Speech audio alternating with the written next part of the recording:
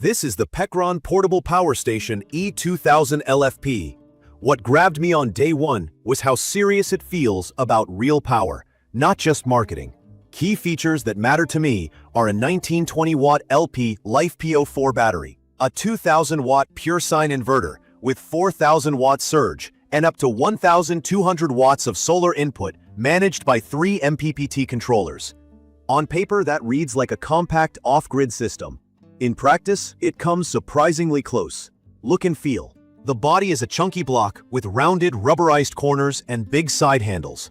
It measures roughly 16 by 10 by 11 inches and weighs about 48.5 pounds. I can lift it, but I don't want to carry it far. Portable is generous. Transportable is more accurate. The casing is tough plastic with a mix of metal hardware, and the port covers snap back into place with a confidence that tells me they'll last. The front layout is clean. AC on one side, DC and USB on the other, and 3 input ports up top. 2 GX aviation connectors for AC charging or high-voltage solar, and a DC 5521 input for low-voltage solar or car charging. The display is a simple segmented screen that shows watts in and out, battery percent, and status icons. It never shuts off, which is a design choice I don't love, and it's a bit dim under bright light. The most polarizing bit is the external 600-watt charger brick. It's big, it gets hot, and it has its own fan. The upside is that the heat stays away from the battery inside the main unit, which is better for the cells. The downside is you're hauling one more thing: experience. From my experience, setup for AC charging is straightforward. Plug the brick into the wall, then the GX port, and you'll see about 600 watts going in. Mine typically goes 0 to 100% in roughly 3.5 to 4 hours on one brick. I borrowed a second brick for a weekend to try the fast mode and saw right around 1.8 to 2 hours to full, which is fast for this capacity. Car charging at 12 volts is only around 100 watts. I use it as a trickle during long highway drives, not as a main charge method. The solar side is where this thing earns its keep. I wired 2 residential 400-watt panels in series into one high-voltage input, and another series pair into the second. Midday sun gave me a steady 900 to 1100 watts total, and the MPPTs tracked quickly when clouds rolled by. That means I can run a 500 to 600-watt daytime load and still climb back to full by the afternoon. If you're new to this, MPPT is the smarter charging tech that optimizes the voltage current for best harvest, and having 3 of them, with 2 that accept 32 to 95 volt, lets you use efficient series panel strings instead of stacking 12-volt panels in parallel. On the output side, the 2000-watt inverter is legit. I ran a 1100-watt microwave and saw clean output with no dips.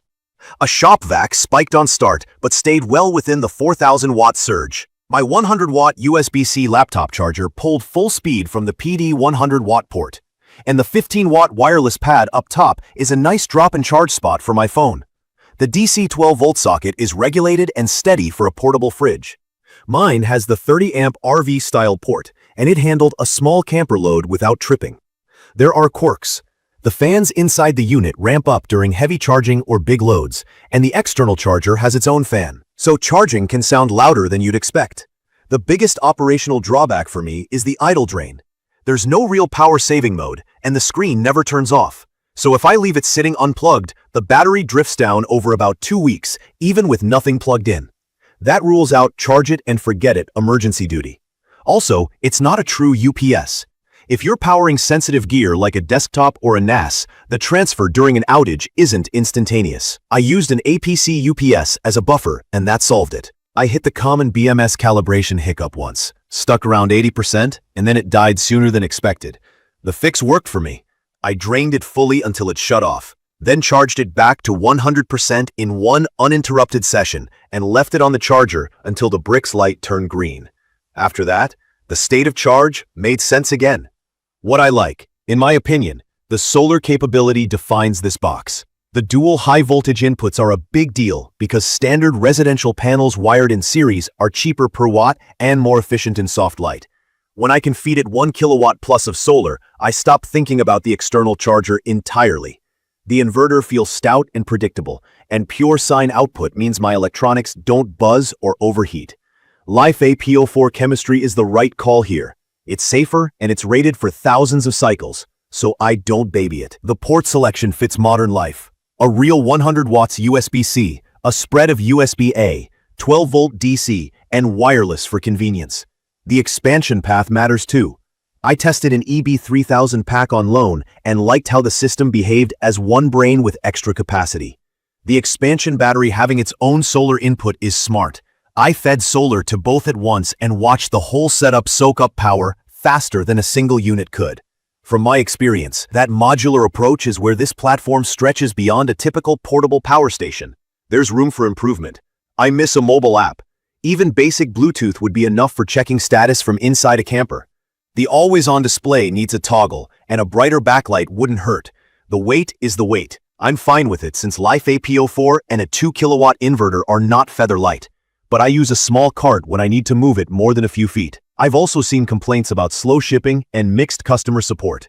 Mine arrived without drama, but I've read those threads, and I hope the company tightens that up. It's perfect for people building a solar-first setup for RVs, van life, small cabins, or a garage workspace where daytime solar can keep it topped up while you run tools or appliances. It also shines as a quiet alternative to a gas generator at a job site for anything within its 2000 watts continuous envelope. I wouldn't rely on it as a set-and-forget home emergency battery, unless you're actively charging it or you're okay with plugging it in every week or two to top off. I'd recommend this for someone who values solar input and modular growth over polish. If your priority is a silent, always-ready UPS with remote monitoring, this isn't it. If you want a rugged core with serious solar throughput and a real inverter that can handle a microwave, power tools, a fridge, and still take a heavy solar charge, this fits. Key features that sealed it for me are the triple MPPT architecture with high voltage support, the Honest 2 kilowatt sine inverter, and the Life P04 battery that can be cycled hard. The trade-offs are the external charger, the fan noise under load, the idle drain, and no app. For my use, solar-heavy days with mixed AC and DC loads, the benefits outweigh the quirks.